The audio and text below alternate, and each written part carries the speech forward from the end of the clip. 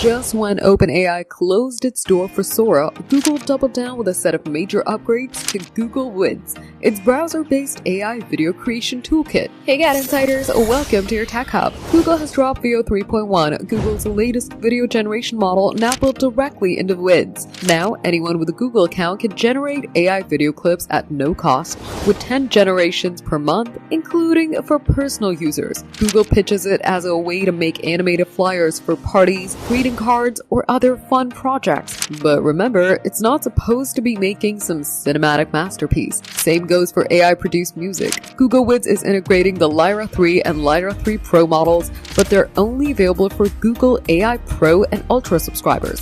It can be used to generate custom soundtracks ranging from 30-second clips to 3-minute tracks. If you don't have the talent for composition or music editing, this tool works like magic. Vids also employs AI to make the look and sound of its avatars. These customizable digital characters can be directed to behave however you wish in a video while maintaining a consistent look and voice across scenes. While OpenAI may be stepping back, Google thinks people might very much need these AI video features embedded inside a bigger platform.